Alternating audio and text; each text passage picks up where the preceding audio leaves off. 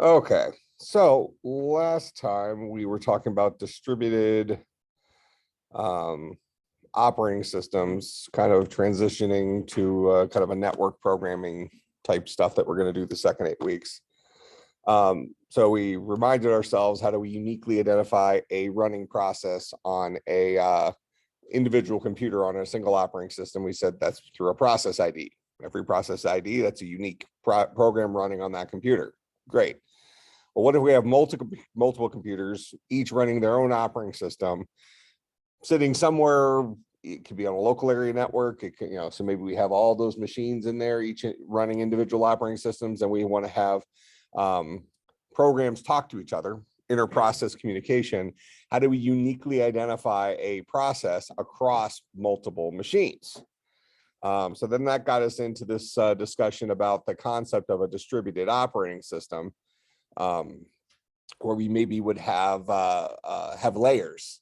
So we tend to call this thing the cloud, right? When we think about the cloud, we think about a collection of services. So it could be computational services, could be storage.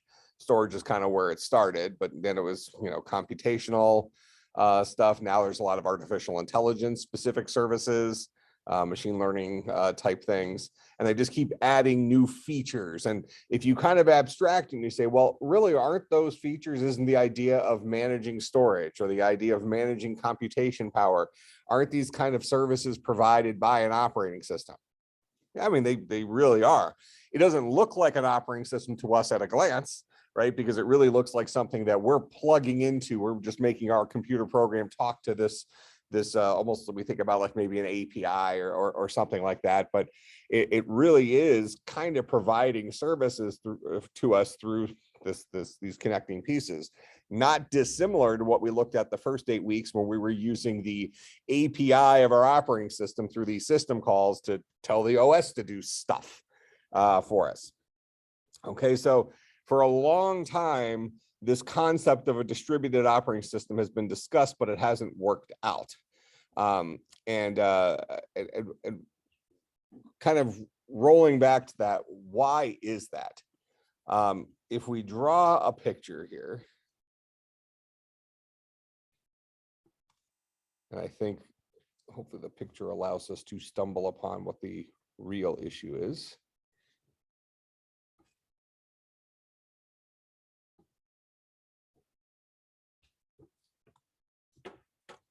All right, so if we're looking at our computer sitting here, and we have our CPU, we have our RAM, we have our GPU,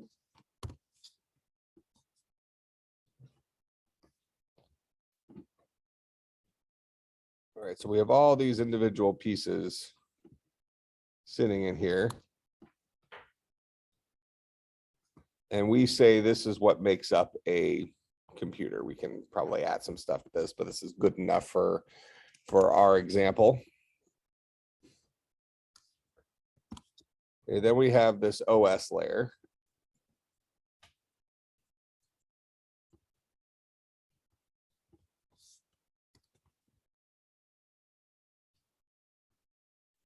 And we really have this motherboard layer right here. So if I start giving this some color, let's say that's the motherboard. Those are all the pieces. This is the OS. So the OS is going to talk to the motherboard, which has interconnection with all these guys. So, if from your computer architecture classes you've had in the past, a strong correlation here is between the CPU and the system memory. These guys are loading and storing things all the time. So these two devices here have to have access to each other somehow. And they're both plugged in here to this motherboard. But they're connected through like this local wire, right? There's a copper cable, whatever. There's a very local networky type thing that's happening that we would say is really, really fast, correct? communication between the CPU and the system memory is going to be a whole lot slower than communication between the CPU and the hardware registers that are part of the CPU. But it's still going to be fast relative to communicating with Amazon Web Services, right? Because Amazon Web Services, that communication channel that we're doing, that's effectively the speed of the internet connection, right? You know, what if you're, you know, you pretended like your computer, everything was a cloud-based computer, and in order for you to talk to your GPU, you had to use your internet connection to send and receive data, talk to your hard drive, use the internet connection to send and receive data, which a lot of us are doing. I mean, some of us I use Dropbox, some of you might use Google Drive, stuff like that. I mean, that's effectively a hard drive in the cloud, right? And you have this service that's running in the background that just kind of keeps your local stuff synced with the global stuff, right? But you're not when you're using your files, you're using the local stuff. You don't just utilize your drive in the cloud, because drive in the cloud would be too slow. Even if the hardware up there is fast, your communication between the hardware and that is going to be relatively slow. Even if you have gigabit per second internet and that guy can listen to you at a gigabit per second, that's still way, way, way, way slower than a direct copper wire running from your CPU to your system memory, or from your motherboard to your hard drive, that kind of stuff, right? We're a whole different level of speed. All right, so if we think about the things that an operating system provides us in terms of services, it does rely on the speed of communication between these distributed, the speed of communication between these different resources. You know, yes, we can put stuff in the cloud storage wise, but we don't want to be operating off that in real time. We'd rather have, 1 terabyte of hard drive space locally than 1,000 terabytes of hard drive space globally, because that's going to make our computer feel really, really, really slow.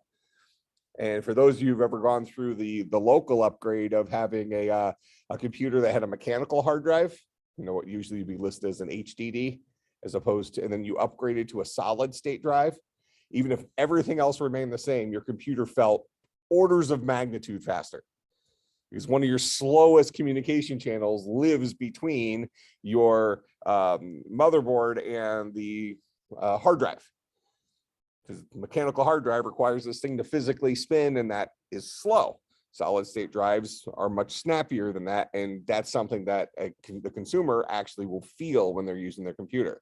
More memory, you're only going to notice if you had a small amount of memory before, or you were just doing something that used a lot of your system memory and you were relying on your operating system to fake it for you, right? So one of the things you would have talked about in the 350 class would have been like virtual memory swapping.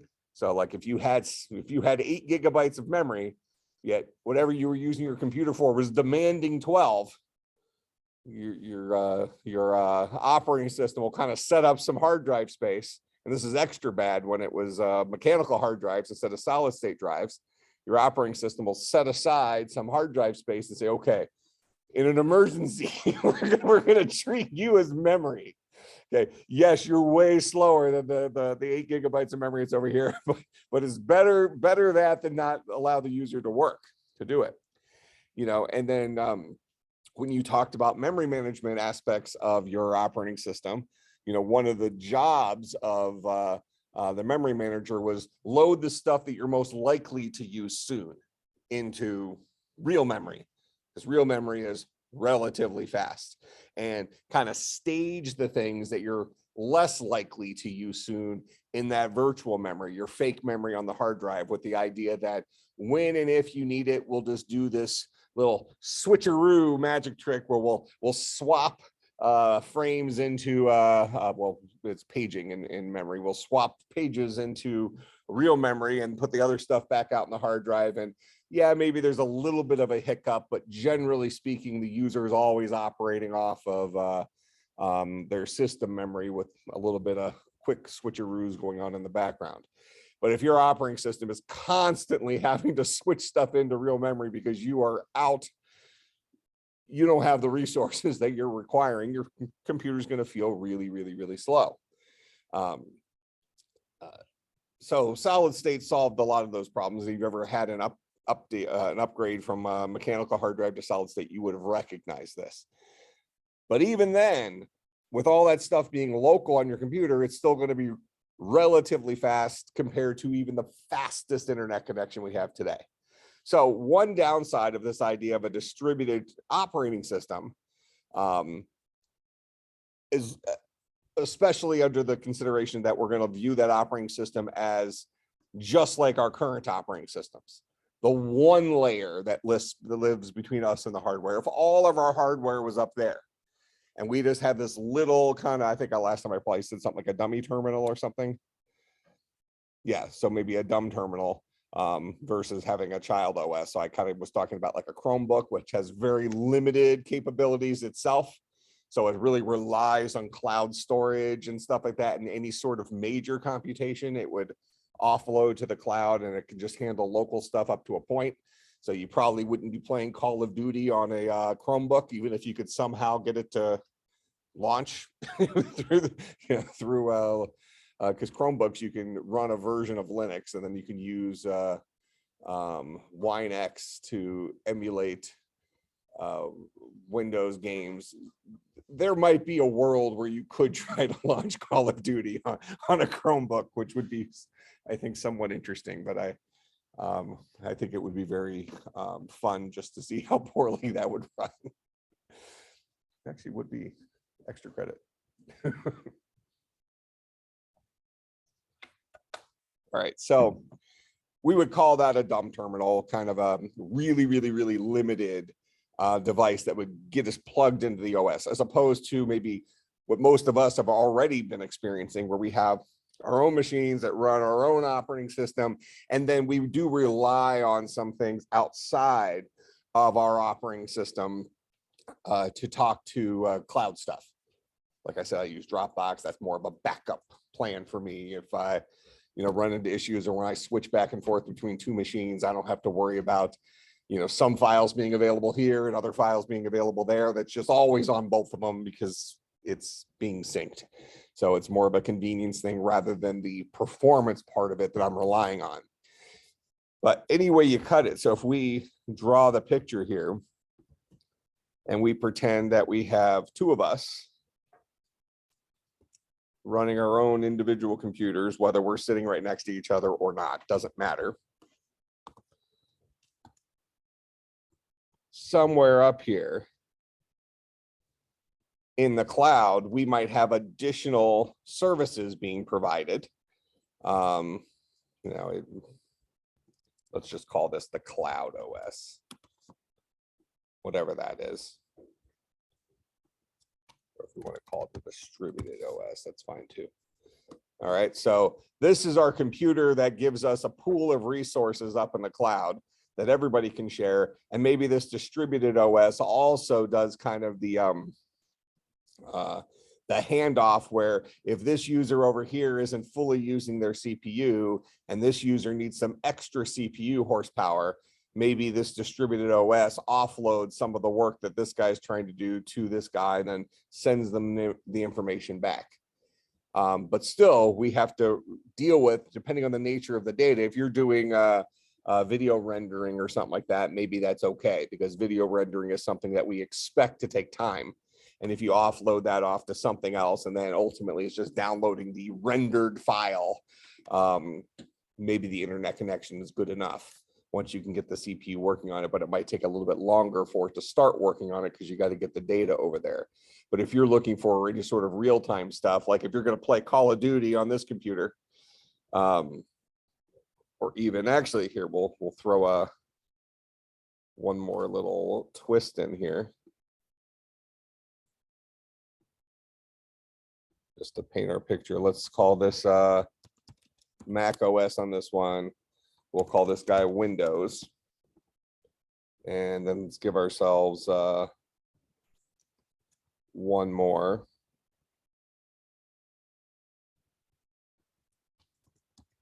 So here's our Chromebook. Well, the Chrome OS is what it's actually running.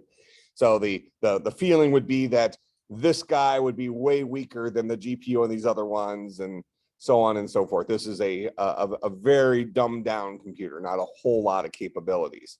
So let's just assume that this guy wanted to play Call of Duty, like we just mentioned. You want to run it on a Chrome OS. Okay. Now, your local graphics card is not going to cut it. So even if you could figure out how to try to launch Call of Duty out of Chrome OS somehow, this guy's not going to cut it. You're going to need horsepower from somewhere else. Go ahead. You use like Google Stadia. Yeah, so that's kind of almost what we're going to fake here. So let's assume that this distributed OS said, okay, I want to request GPU horsepower to run a game because my GPU can't cut it. I need more GPU power to be able to do this.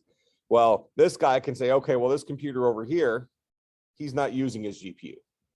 So we're going to go ahead and have your game actually run off that GPU, maybe run off this computer, and then we'll stream the game to you. So really all we're sending back is your control movements, which is relatively small amounts of data. And that's going to be fine over our internet connections. We already play online games all the time, so we're already used to any sort of latency that comes out of that. But the actual number crunching is happening on a different machine. And like you said, there are already some solutions out there. Stadia, NVIDIA now has a kind of a gaming machine in the cloud type thing. So those are effectively acting like at least components of a distributed operating system that is effectively almost pretending to be Netflix for video games. You're streaming your video game and it's doing all, it's just passing your controls and stuff. Yeah. I tried a free trial of Google Stadia to see what it was like. I didn't like it as much as like running it off local machine. And that's probably going to be a true statement for a while. So if you are on this Windows machine and you have a 3090 GPU, running Google Stadia is not going to be good compared to what you have locally. But if you're on the Chromebook, you are able to use Stadia, you're going to be happier. Any resolutions like other than like 1080p as well too, because like doesn't properly play on bigger screen. Fine, but this is still going to be a flip book. It's still going to be better than Chrome OS would run it. So you're not wrong. So if you are a dedicated PC gamer, you're probably going to have your own machine. But now that line's getting a little bit blurred. I know that NVIDIA released their thing where you can have a dedicated 3080 in the cloud. You pay some amount, I think, what is it, $100 a month or something like that, probably ballparky.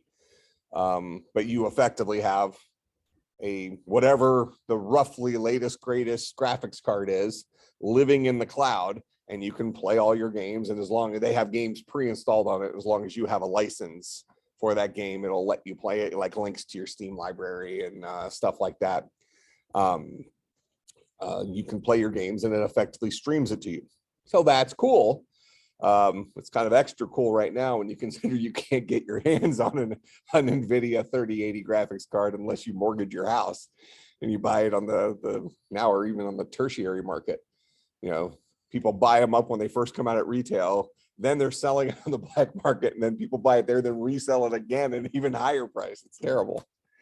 But there's ways then you can get access to those resources, which would also be a feature of a distributed operating system.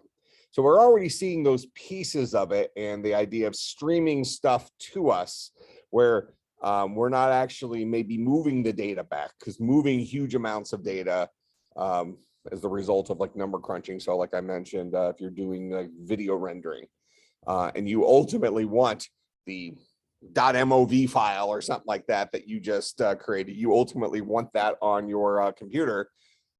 Well, you're going to have to download that rendered raw video format, or maybe you can compress it using one of the MPEG standards to get it down to a smaller format, but you're still going to be downloading a 3 or 4 gig final video to get your finished product of that. And that's going to be reliant on your internet connection. It might take legitimate amounts of time, measurable amounts of time.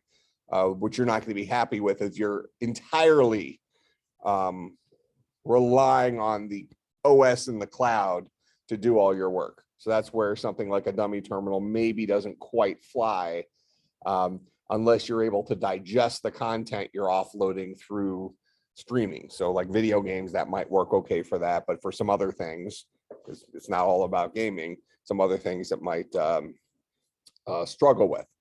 All right, so with our question in mind, if we have a process,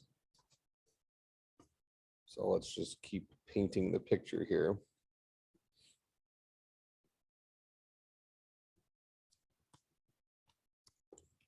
So I mentioned we're going to be creating a chat server.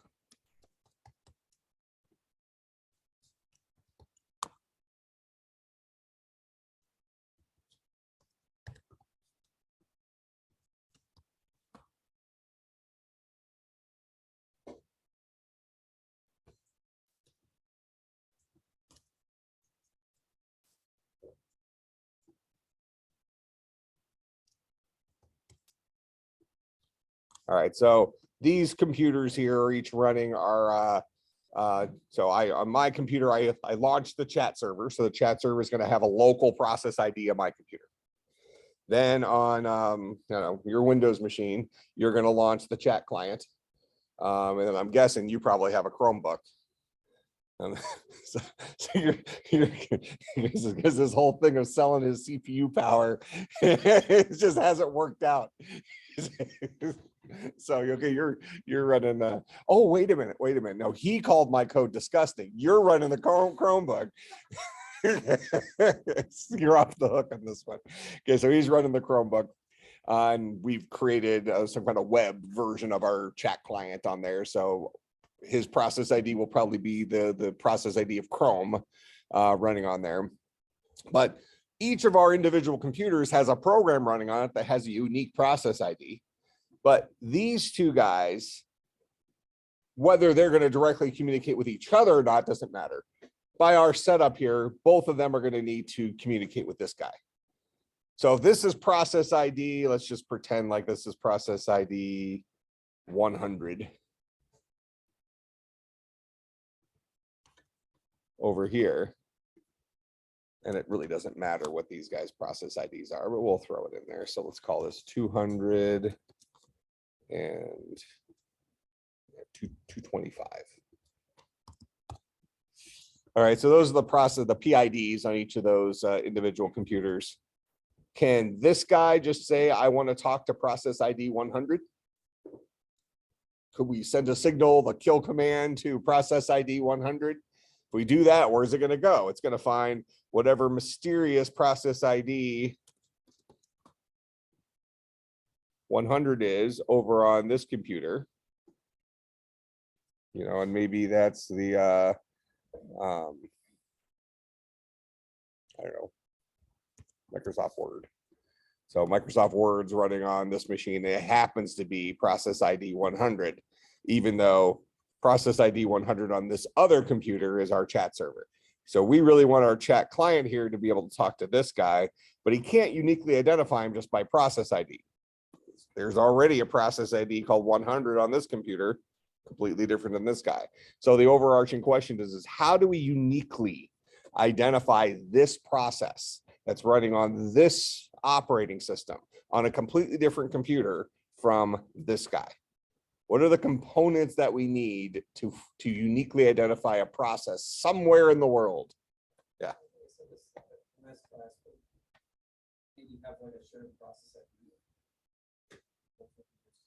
Okay, well, tell me what that looks like. Now, first of all, I want to say that the solution to this already exists. So we're moving towards the actual solution. And this is stuff you will have heard of before. Okay, so tell me what you think that, so let's assume we're trying to invent it right now. So what does that shared process ID look like to you? How might we accomplish that? At this point, you could just make stuff up, but it just needs to be based in some logic. I'll just take a stab at it. We have a shared process ID that exists somewhere, and then for both the chat server and the chat client, if they send their processes to that shared process ID and then just communicate between those two, between that shared process ID.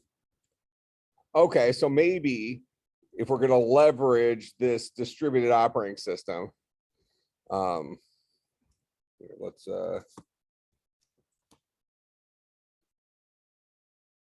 we're going to say this is computer A, this is computer B,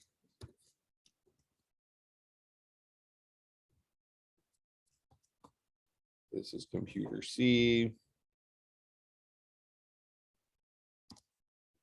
Then up here in our distributed operating system, we have, you know, like A, process ID 100, you know, and maybe that gets translated into process ID 1. We have B, process ID 200. That's process, that gets process, global process ID 2. And we have B, process ID 100, and that's global process ID 3. And then we have C, process ID 225, and let's just say that gets global process ID 4, something like that. So maybe this distributed OS maintains a list of you know, kind of like some unique identifier that keeps track of what computer and what's the process, and we're going to map it to a unique process ID. So now all 4 of these running programs do have a unique ID, a 1, a 2, a 3, and a 4, and this distributed OS does the mapping for us, right? So maybe our chat client here yells and he says, distributed OS, I want to talk to computer A's chat server. And he'll do the magic of connecting them up through some sort of mechanism that allows inter-process communication across the internet, something like that. Okay, so do we already have a standard that lets us do this? I just made up computer names, A, B, and C. These are 3 computers that are sitting on the internet somewhere. How do we uniquely identify this computer on the internet compared to this computer on the internet? Go ahead. Okay, MAC address. What's the difference between a MAC address and an IP address?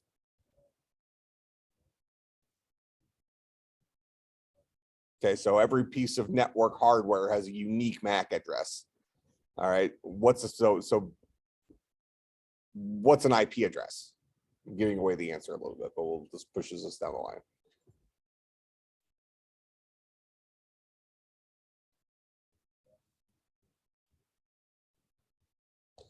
So every one of you in here, I'm assuming at some level has like a smartphone, a phone of some kind, right? So all of your phones have a MAC address because you're connected to a cellular network, okay? So if I'm gonna call you, do I dial up the MAC address?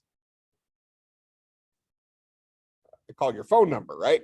You have a phone number that uniquely connects to your device. Now, when I dial your phone number, how does that get to your device? Goes through a series. Well, when you first dial, you probably send a signal to the cell tower. Okay. And that cell tower in the company sends to another cell tower, and then that cell tower processes. Okay, so lots of details in there, but effectively I'm sending my request to talk to this phone number through a cloud-based service, right? I'm not talking to you first. I'm going through this dude who's going to say, oh, you want that phone number? No problem. I'll go ahead and, you know, connect the dots. You know, it's like in the old black and white movies when you see people calling across town and you have the person sitting in the telephone booth and they have to plug this thing into, you know, this so you can talk to grandma. You know, we have the same thing now. It just happens automatically, right? So somehow that connection gets made, but my phone isn't directly talking to your phone. We're going through some sort of mapping structure, and nobody else in the world has the same phone numbers you have, correct? Now, there might be people in the world who have many of the same digits in the phone numbers you have, but then we have things like area codes and country codes that further make your phone number unique, right? You know, so there's an entire possibility that the last 7 digits of your phone number are shared by some other person on the planet, right? But they're in France, which is a different country code than here, and probably a different area code as well. But we add stuff to it to make it unique, right? Same thing with our addresses, because we can take this exact same argument here and talk about memory addresses. How do we access something in the memory on this computer from this computer? And somewhere in here, we're going to have to be able to represent the collection of globally available RAM in the cloud, where I can say I want to go to memory address 123, and it just knows that global memory address 123 happens to be found on computer A at memory address, you know, ABC 123 hex, something like that. It does that mapping for us, but we need to keep that global thing that tells us, okay, which country do I go to? And then what's the phone number in that country that we're actually going to connect to? So each of these computers is going to have an IP address. So, you know, this might be 175.221.15.89.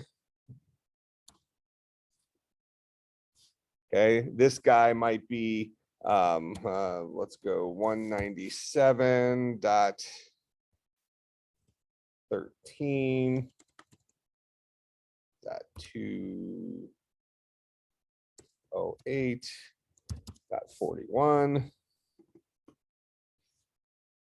I'll throw a little curveball in here for those of you who might be network geeks. This guy is 192.168.221.7, something like that. What if you're into home networking and stuff? What stands out to you about this IP address other than these other two? Go ahead. Okay, what about it? Okay, so these guys are what are called non-routable IP addresses. So there's very likely many computers in the world right now that have this exact IP address. So really, the unique IP address to get to this machine, you get to that by way of maybe its Wi-Fi router, or the cable modem the Wi-Fi router is plugged into, or the piece of network equipment at the internet service provider that the cable modem is plugged into. Depends on what level they're giving you a real IP address. All right, so if you get a 192.168 number as an IP, or you get a 10 dot something IP address, those are fake IP addresses. We're not going to be able to talk to them directly unless you're sitting on the same local area network. So if we're running our little chat server here and all of these guys are on a 192.168.221 dot something, then they can all talk to each other because we're sitting in the same little playground. Concordia, I think, hands out real IP addresses. Let's see, what do we got? Nope, they don't. CUW, oh, because we have our own Wi-Fi. So CUWCS here is the Wi-Fi I'm on. That's 192.168.222.152. So I can only directly, this is our sandbox, so we can do security stuff without destroying the rest of the network. So this is the IP address of my computer. The IP address of the router that Concordia is handing to us is also a non-routable IP address. So once you get to a higher level, anybody in here on FalconNet? Are you getting, what's your IP? Okay, you're getting a real IP. So he's a unique IP address on the planet, but people can't hit his computer directly from outside of campus because we have a big router thing that says, you know, we have a firewall that says you can't talk to your computer unless we poke a hole in that firewall. All right, so let me give this guy a real IP address. 172.44.229.8, something like that. All right, so these three computers live somewhere on the planet, somewhere on the internet. We actually probably could use a reverse lookup to figure out where on the planet they are based on who these IP address blocks were handed out to, but that doesn't really matter. All we care about is these are effectively phone numbers that uniquely identify these computers somewhere on the internet.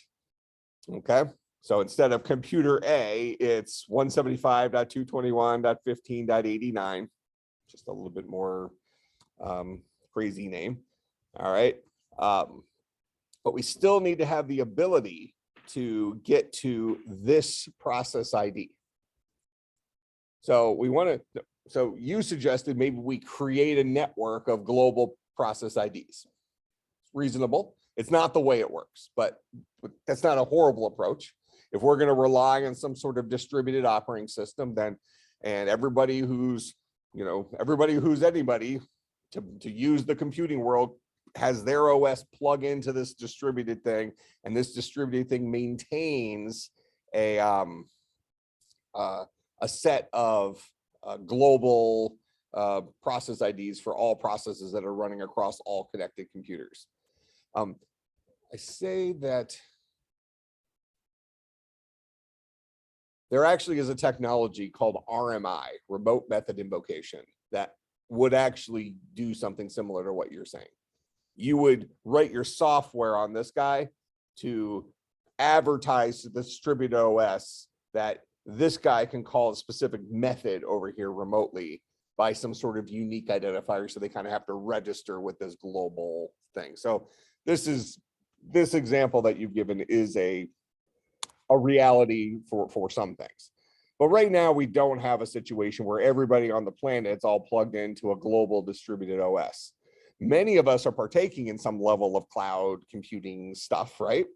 But some of you, like I use Dropbox, and then I have a couple of AWS stuff, and I use Apple's iCloud for keeping I keep that separate from my Dropbox stuff, just, you know, which that makes it easier to kind of share files, but then Apple's iCloud fails half the time. So woohoo. So kind of bad idea maybe actually. But you know, in any case, so I kind of partake in several different clouds. Some of you partake in different clouds than I do. So we don't have that one-stop shop where we can really rely on that guy managing all our process IDs.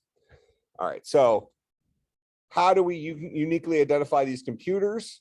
If I ultimately want to have this chat client talk to this chat server, the very first thing I need to know is what computer is that chat server running on? And I can uniquely identify that computer by its IP address. Okay, great. So now we've gotten into the right neighborhood. Okay.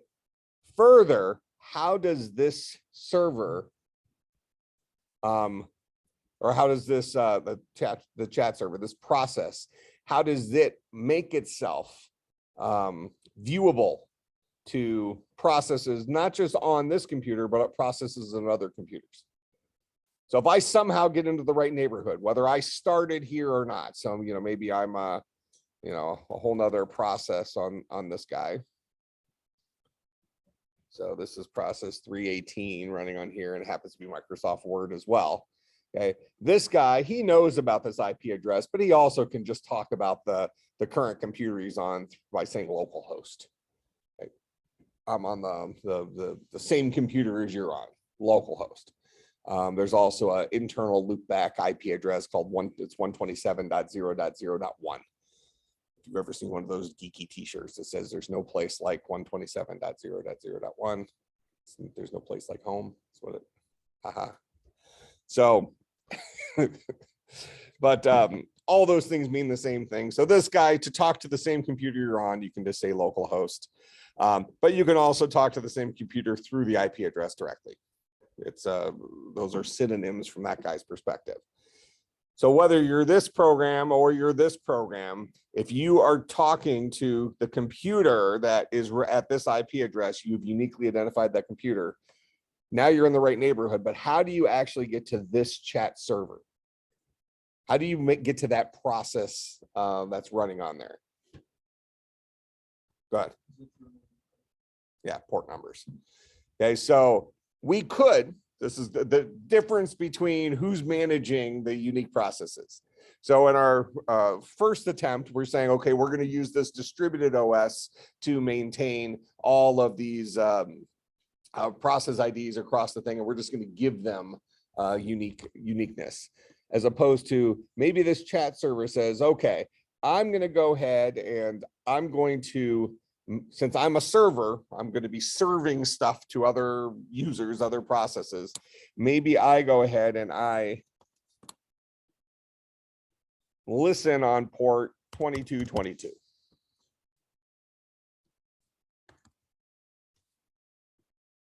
Usually ports less than 1024 are reserved by the operating system. So things above that are kind of free reign. So when we write our chat server, the chat server says, okay, I'm gonna do all my listening for things that want to communicate with me, for other processes that want to talk to me, whether they're local or someplace else. I'm gonna listen on port 2222 at this IP address. So if this chat client then wants to connect to this guy, what he would do is he would connect to this IP address at this port. So 175.221.15.89 at port 2222. All right, and we can see this in action all the time. This IP address right here, you don't go through life memorizing a whole bunch of IP addresses, right? You know websites by like google.com or whatever. So if we do a reverse lookup, google.com, perfect.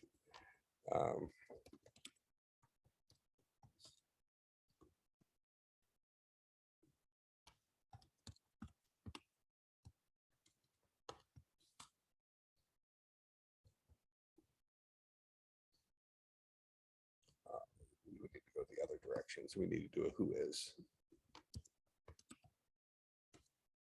or a trace route.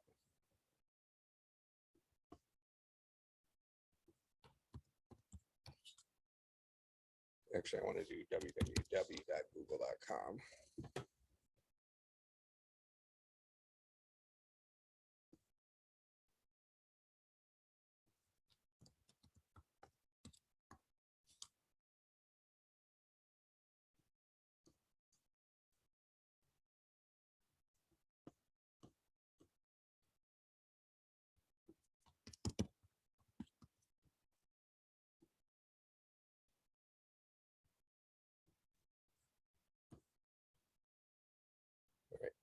Testing. I'm just getting Google's IP address. Oh, and you can see as we were leaving campus, we were working with a 10 number. Then we started getting to probably our internet service providers. Then we jump ship someplace else.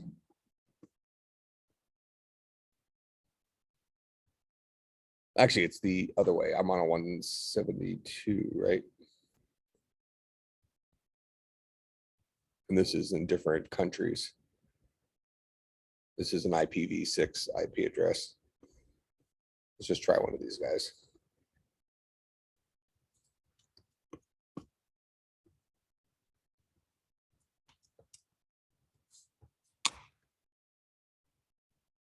Okay. So if I put in the IP address and I say port 80:80, that's the default listening port. I mentioned ports less than 1024 are reserved by the OS. Port 80 is for HTTP web servers. So I'm saying go to this unique computer, which happens to be the IP address for Google. Which one did I pick? Germany. In Germany, Google has a couple computers around the world. So just a few. So I'm forcing the situation. I'm going to Germany, although I bet you they might have a server too. They probably remap me actually. So this is the unique IP address, and this is the port that I want to talk to. So on that computer, there is a computer program running, a process that has opened up a connection. It's listening on port 80 for incoming connections. So I just opened up a communication channel to that computer specifically on port 80. So now I am talking to the HTTPD. That's probably the name of the process. That's a HTTP daemon. I'm guessing they're running Apache. So I'm talking to a computer program running on their machine, but I'm not talking to it by IP address, or I'm not talking to it by process ID. I'm instead talking to it by IP address and the port that it's listening to at that IP address. Okay, so these are the two pieces of information that we need to know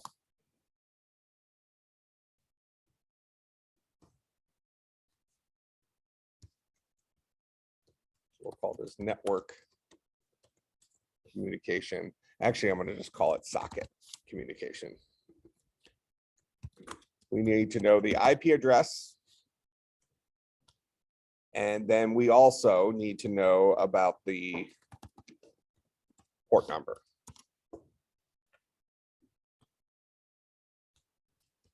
Okay, so let's see this happen programmatically a little bit. So we're going to start using Java some.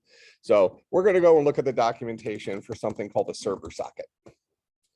All right, so we have sockets. Sockets connect to server sockets. Well, sockets are the result of establishing a connection to a server socket. Server sockets are listening sockets. So we'll go to the documentation. We'll just say Java server socket.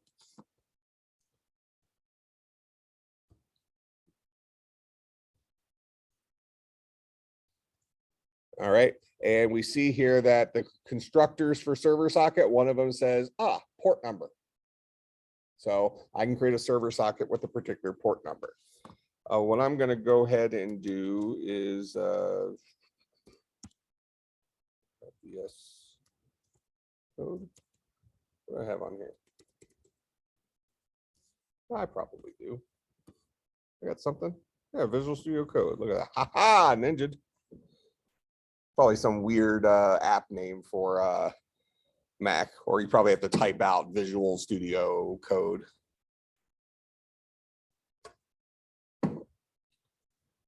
All right, so I'm going to create a new file real quick.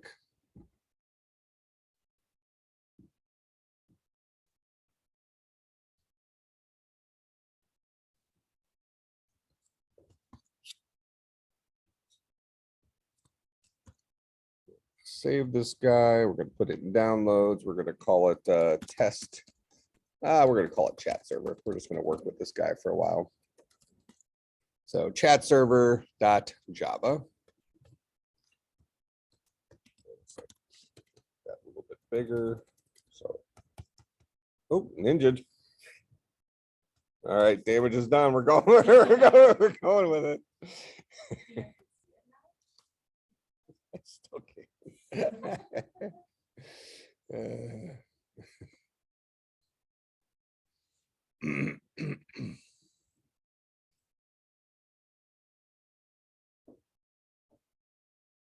How do you change your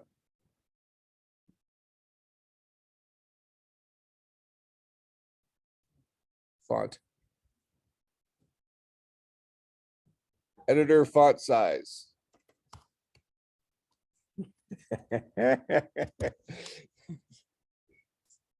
That's gonna just get more disgusting comments from him. And the funny thing is I kind of did the same thing when I was your age, I think. Like I had we still had CRT monitors, and I would just turn the resolution all the way up, and I had the really tiny. And now, you know, it's like these students come up with their machines and they got their brightness like basically turned off. How do you see that? I mean, no, I get it, but you might as well not have a computer at some of the level, like they have it in front of me and like I'm not detecting that there's things on the screen. It's not that I can't read it, it's I don't see things. Yeah. Same thing on the smartphones. You could just charge your phone every night instead of trying to stretch it out for a month. You can still charge your phone every night. How old's your phone? iPhone 8? You probably bought it used. Oh yeah.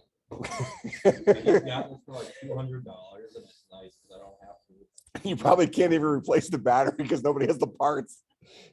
It's a $10 part, but nobody makes it. Or it's supply chain backed up.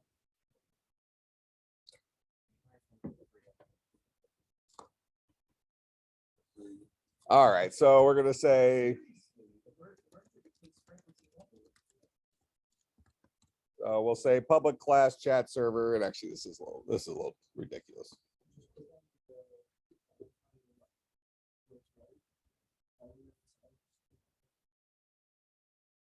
Oh, this guy? Well, yeah, I was. Oh, you're saying that the text is, I mean, I'm still saying the text is maybe too big. But like I can operate at a lower level than this. Let's maybe get this down to maybe like an 18. Call that reasonable. All right. So then we're going to do our public static void main.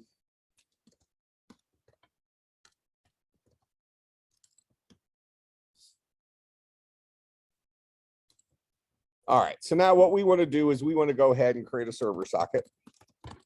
And this is going to be inside of java.net is where that guy lives. We would have seen that in our documentation over here inside of java.net for network stuff. We have our server socket class. So I've imported Java. So we're going to call this guy socket. It's going to be a new server socket, and we'll go ahead and choose port 2222 for our example. All right, constructor for server socket. We created a couple different ways. One of them is an unbound one. I don't know why you'd want that, but we're going to do this one that says, I want to listen for incoming connections on a specific port on this computer. Whatever the IP address of this computer is, I want to listen to an incoming connection. All right, so look at the method summary here. One of the methods, and this method blocks, it's called accept. So when an incoming connection hits port 2222 on this computer while this program is running, it's going to be listening on that port, accept will return the socket communication channel between this program and whoever attached this this program. Okay. So we're going to go ahead and say socket client is equal to socket.accept. I'm actually going to rename my server socket to just S. That way we're not using the word socket, just different capitalizations.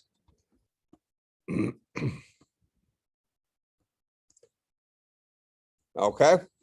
And then after we get past this line, because I mentioned that this line blocks.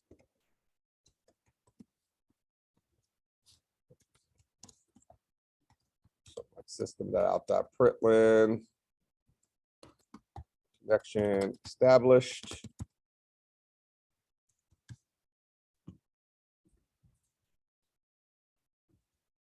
And then before that,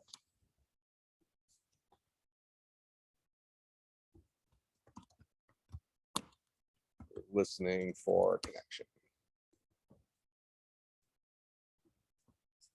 Okay. So that's all this guy will do right now. And I wonder, does accept throw an exception? Does not look like it. Yes, it does. Throws an IO exception. So if I compile this right now, it's going to scream at me and say, hey, bad things can happen here. So of course, as all good programmers do,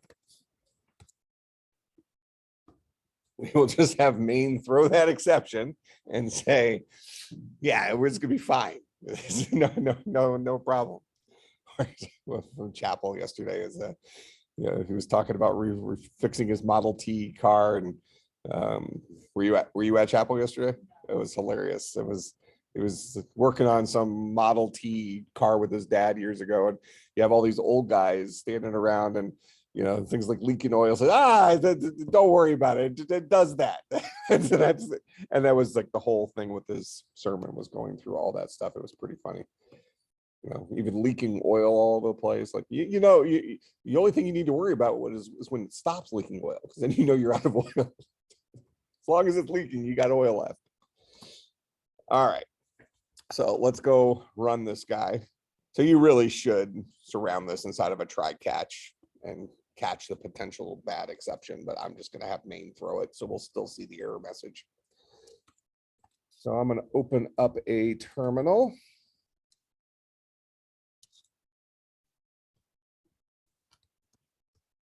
I think I put this in downloads. We're going to compile, what did I call it? Chat server, chat server.java. Oh, I didn't import java.net.socket.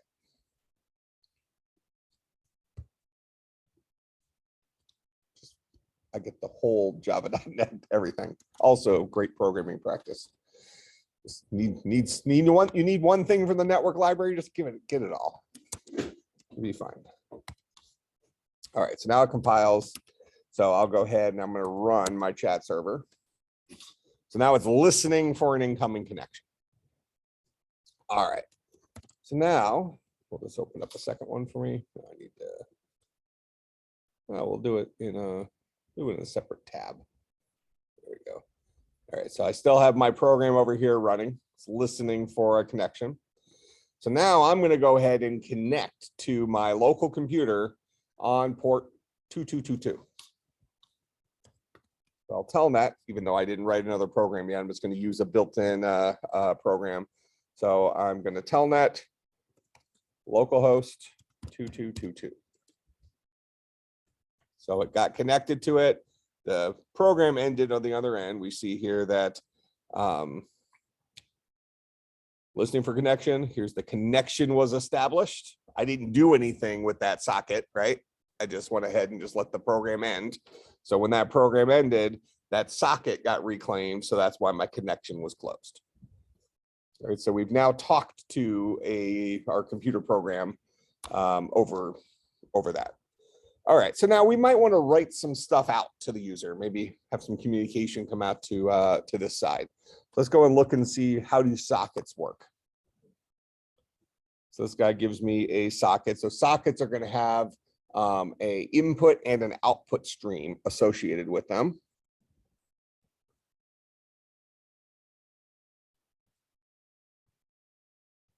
So we have one way of getting the input stream. So this is going to allow us to read stuff from the socket.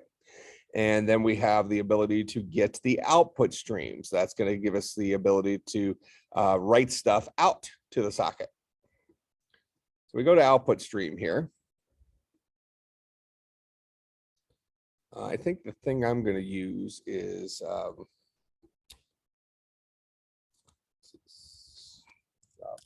think it's called the print writer.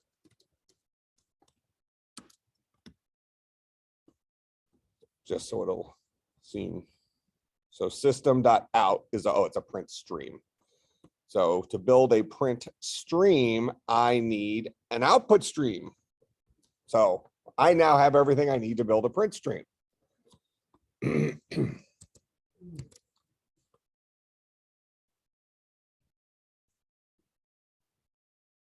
So once I have my incoming connection,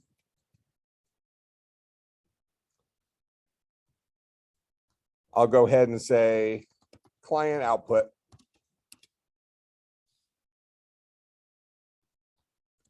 This is a print stream, which is going to be in java.io. It'll let it yell at me later. So client output will be client.get output stream. So I'll ask my socket to give me the output stream associated with it. And what am I going to use that output stream for? I'm going to use it to build a new print stream.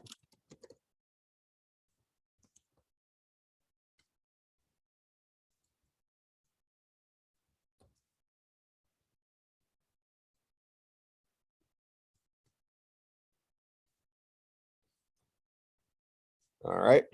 So there's my new print stream built with the output stream from our client.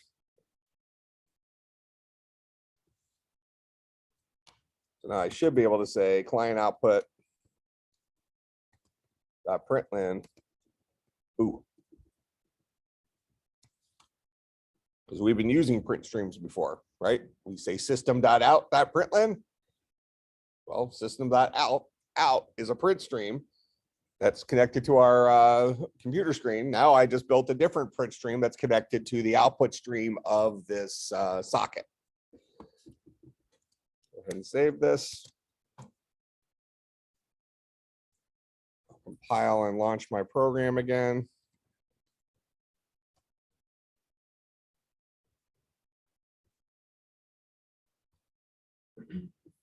Ah, he talked to it. Ooh. So got communication from my my server. All right, but now I probably want to be able to write something to it. That's probably going to deal with the input stream. So how do we read things in from the user? Well, what things have we done to read stuff in from the user in Java? What do we use?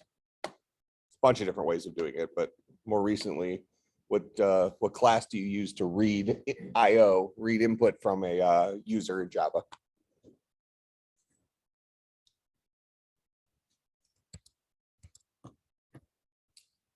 Scanner class.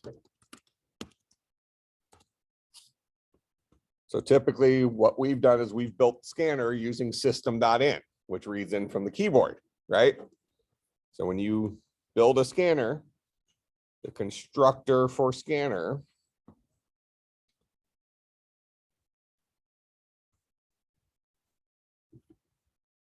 takes one of the constructors, takes in an input stream. All right, we saw a few minutes ago that a socket, we can get the input stream from a socket. So I'm going to go ahead and build a scanner around my socket.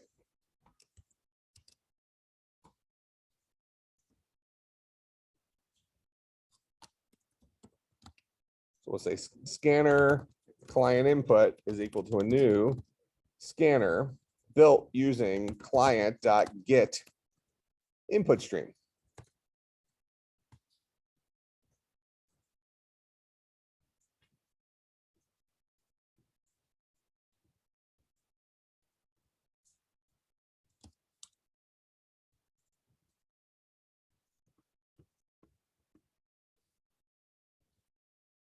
All right, so we'll write something out to the client. What is your name? And then we'll say string name is equal to client input dot next line.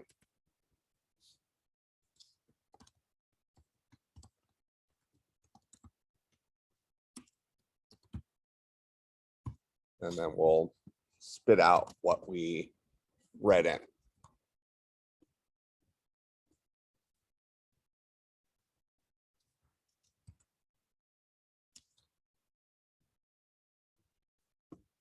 All right, now one thing I'm going to do here, just so I don't have to keep compiling and then running, I'm going to go ahead and I'm just going to create a quick script here called run chat server.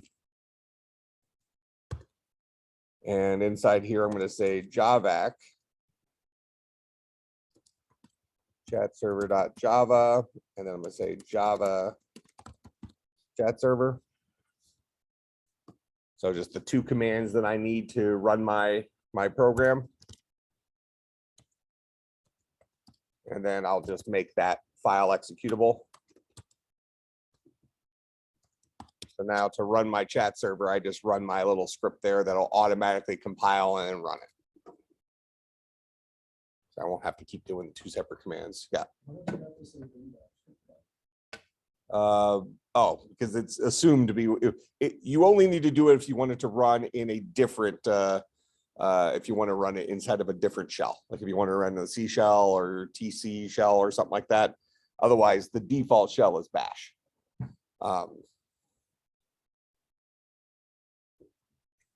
Or if you're going to use specific bash programming syntax, then you would need to include the bash shell at the top. But I'm just giving a list of commands. Do this crap. On a Windows machine, you can do the same thing. Just name your file something .bat. We'll do it. .exe, I don't actually think we'll do it because .exe is going to try to run it as a binary. But if you name your file run chat server.bat, it'll just go through line by line and it'll automatically treat a .bat file as an executable on Windows. At least it did a while ago. I haven't done that in a while, but I think it would. Okay, so it's listening for an incoming connection. So I'll go ahead and connect to it. Ask me for my name. I'll say Mike. This guy read in Mike. Now we have the two guys talking to each other. Go ahead. No. But you can't do it? Oh, you're on so the command I'm using is called Telnet. So Telnet's not going to be, although current Windows has Linux now embedded. Are you talking Windows 10 or Windows 11? I don't know. I typically don't use operating systems that suck. Yeah, but Was that shots fired? the Windows 11 might be one. The only reason I use Mac OS is because I get a Unix shell. So I'm including them in OSs that suck. We're going to be pretty quickly running our own client to talk to it. So this problem is going to go away. But yeah, I mean, I'm using the Telnet application. You can download Telnet and run it on your machine to talk to another thing. I mean, you could, I don't think I'll get any, because the browser doesn't know how to talk to this. If I go ahead and run this again, I technically can go in and I can connect to localhost at port 2222 from a web browser, but it's going to try to speak to that using the HTTP protocol.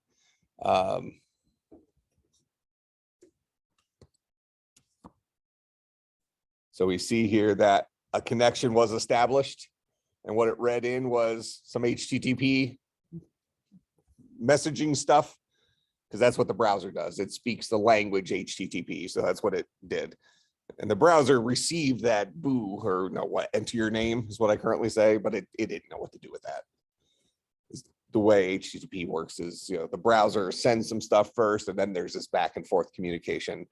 Although we could fake it, we could write our own web server doing this exact same thing and then test it with a web browser. Nothing prevents us from doing that. Okay, so questions about the server side of this guy. Oh.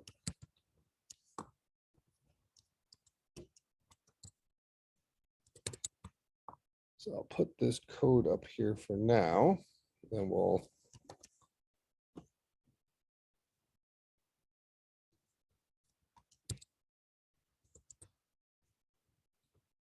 and I have covered everything you'll need to do this in class today.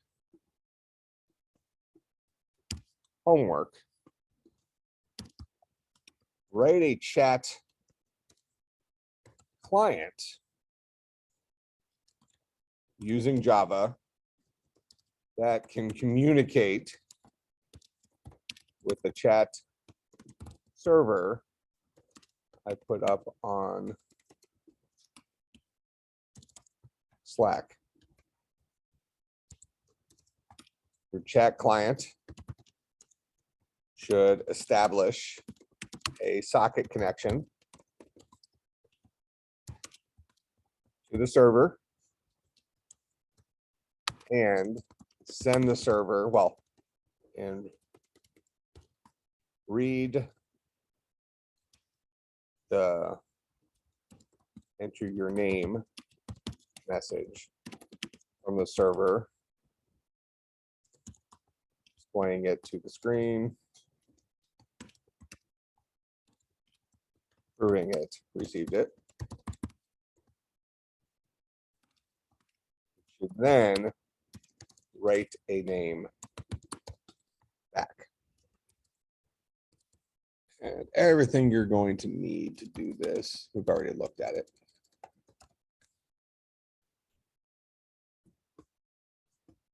Your starting point will be with the socket thing here.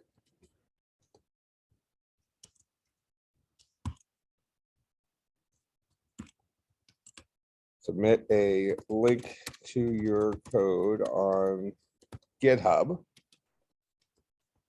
or other. And the self eval.